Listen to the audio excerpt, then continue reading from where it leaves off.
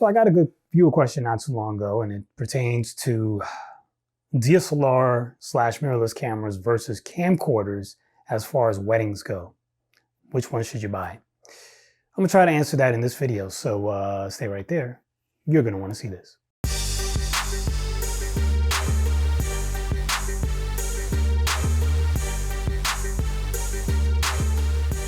Hi, I'm Mike Turner, your friendly filmmaker, and today we're talking DSLR/mirrorless camera versus camcorder. And I did a video on this, I think it was maybe 2 years ago or something. If you want to see it, you can always check it out. But it wasn't really specifically about mirrorless/DSLR cameras versus a camcorder for weddings. And this viewer specifically asked that. So I thank you for your question. I think the person's name was Sithable. I'm not sure that's how you pronounce it, but it's a YouTube name. I don't know if it's a real name. Anyway, so here's my opinion on that. I have used both for weddings. I mainly use a mirrorless camera, and this past year for 2019, because I haven't shot a wedding yet for 2020. First one is next month in March.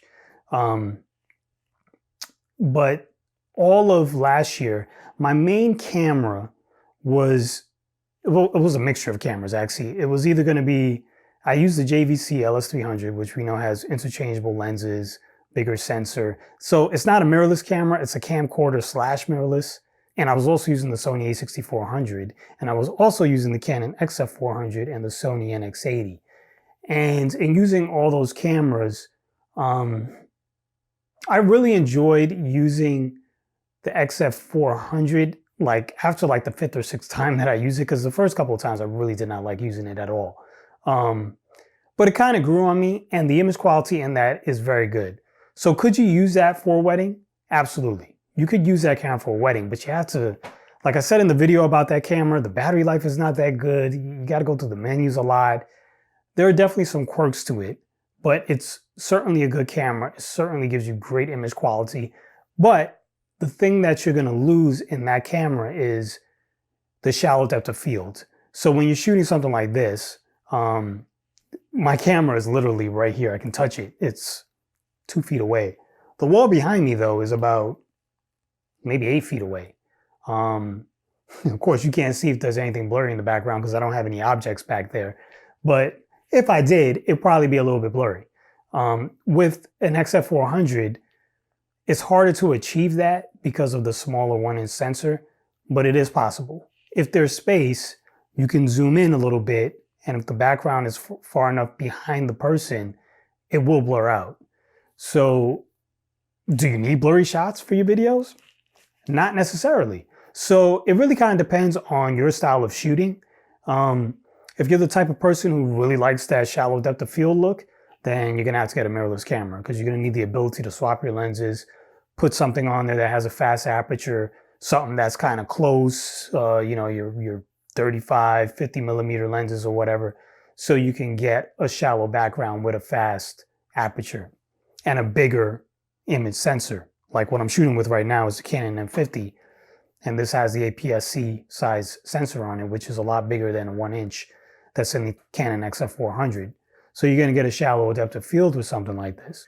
Maybe I'll take the Canon XF400 outside with me, and I'll take the M50 outside with me, and we'll do a quick video to see the difference in the shallow depth of field between the two cameras when they're using kind of the same f-stop and kind of roughly the same millimeter focal range. And now let's just hold up for a second, because if you haven't subscribed to my channel yet, please go ahead and subscribe.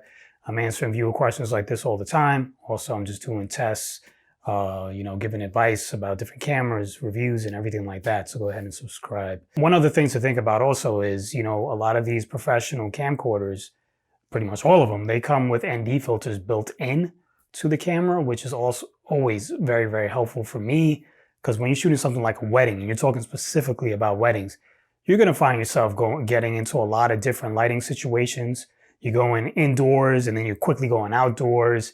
And instead of having to fiddle with a like a matte box or something for your camera, or sometimes you can get the screw-on ND filters that are variable that you can turn. The problem with those is sometimes you'll have it on one lens, but then on your prime lens that you're switching to, you don't have it on that one. So now I'm telling you, it's happened to me before. It's on one lens, I go outside and I forgot that I have on my prime lens, and that one doesn't have the ND filter on it. And now I'm in this bright situation, and I gotta bring down my shutter speed. I gotta close down my aperture, which when you close down your aperture too much, that does not look good. Just so you know, when you close down your aperture a lot on a lens that's not really a great lens, or even if it is a great lens, what you start to see is a lot of dust on your lens. Like if your lens has just a little bit of dust on it, you're gonna see it.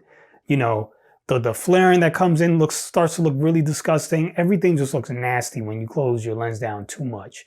So it's really a bad idea to do that. So it's really nice to have ND filters so that you can keep your image quality as good as you can possibly keep it. And that's one of the nice things about a camcorder, because that ND filter is already in there. So you got to keep that in mind as well. Also, I've been eyeing that new Panasonic camcorder, or camcorders that they're coming out with in March. They got the Panasonic CX10, Panasonic X2000, I think the X1500. And those are really small little camcorders that, are professional camcorders that have the ND filters in them, that have all the different customizable picture profile settings and different video codecs and all types of features, Wi-Fi, streaming. You can stream right to YouTube from these camcorders. They seem very, very interesting to me because they're pretty much just like my JVC LS300 with a fixed lens and a smaller sensor, because they're only 1/2 inch, which I wish they were 1 inch instead of half, but they also have a 10-bit codec, 10-bit 422. So sometimes what I find is even when your sensor is smaller, but you have that 10-bit, it really makes a difference in your image. So I'm curious to see what that image is going to look like, even though it's a 1/2 inch sensor. So that's something that, you might see on this channel. I might wind up renting that, playing with it, or, how I do. I might just buy it, sell off some of the other cameras I have and get that one and experiment with it for months on end. Another advantage of having a camcorder is typically the LCD screens on the camcorders are bigger than what you have on your mirrorless camera. And they typically all flip out. They're all variable angle. They flip out and flip towards you if you need. So they just have more flexibility with seeing your shot from any angle. I'd much rather, and this is me, I'd much rather shoot with camcorders. The only reason I don't always shoot with them is what I mentioned. It's really the shallow depth of field, period. There's just some shots where I really like a shallow depth of field. I don't need it for everything, but I need it for some things. So I'm always leaning on that mirrorless camera to do that, to get me that nice shallow depth of field. And in addition to that, low light performance, because a lot of times you can throw on a very fast lens on these bigger sensor cameras and you could get very, very good low light performance. You go all the way up to 6400 sometimes with relatively no noise. I mean, that's on the A6400. Put a fast lens on there, 6400 ISO, no problem. Here's the XF400 right here. Still have it. It's not terribly big, but obviously, having a mirrorless camera like the like the A6400 is smaller. So there's that as well. So as far as like size, you could say the mirrorless cameras have that advantage, that most of them are very small, they're very lightweight, so they're easy to pack. If you have to pack multiples, like you pack in 2 cameras, it's easy to pack because they don't take up a lot of room. And this camera is kind of big. Like,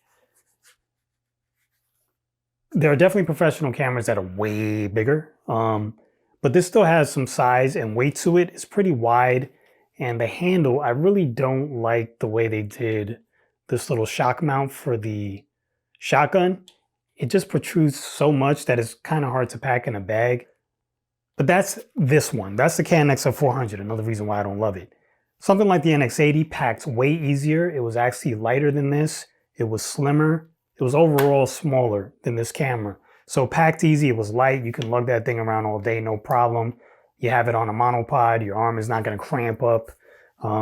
This has some weight on it with the battery, so, you know, after a long 8-10 hour day, sometimes I found it to get a little heavy carrying around, but not so bad.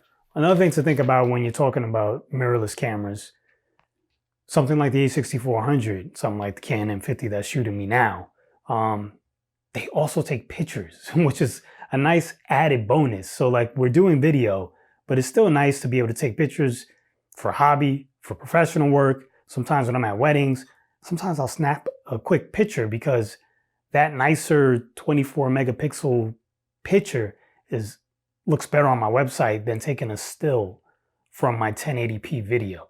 So having the ability to still be able to take a picture, that is also an advantage that you're going to have with a mirrorless camera or a DSLR. When it comes to a mirrorless camera, like one of those things that I said is a disadvantage, swapping lenses, is also an advantage because you could pick what lens you want. You could pick a fast lens for your wide shot. You could pick a fast lens for your close shot. You get a really shallow depth of field if you want it. Because of that, you can also pick a vintage lens that has a certain look to it that is like nothing you could imagine. Like it's just better than what you can do in your editing software. It's just, there's some lenses just have character to them. So there's also that. You could pick a lens that fits your style. It could be new or old. It could be something super sharp. It could be something that's a little softer. It could be something that has kind of a weird color to it. You know, funky, whatever, like flares coming in through the lens. You could choose your lens, right, to reflect your style. But like I said, overall, I'd much rather shoot with a camcorder. It's just that in certain situations, I have to go for the mirrorless. And I just named those right here so you kind of get an understanding of what makes one better for what. And I feel personally, I like having both in my toolkit, you know. I don't like having one or the other. They both work well for different things. If I'm shooting weddings, a lot of times I'll bring a camcorder with me and a mirrorless. I like having both. Camcorder is great. Pick this up, run out, you know, while they're doing like formal pictures, the photographer's taking formal pictures of the bridal party and the bride and the groom. You know, I'll take this out, especially for outdoors. I much rather have this because I can zoom in really tight. I can zoom out really wide. I could do all types of stuff really quick. So if stuff's happening behind me at the cocktail hour, you know, something crazy's going on, boom, I'm right there, Johnny on the spot. I could zoom in, dumb close, get the action. I got somebody falling, dropping lemonade. Seriously, but I get a lot of cool things with the camcorder that sometimes is harder to do with the mirrorless camera. So there it is.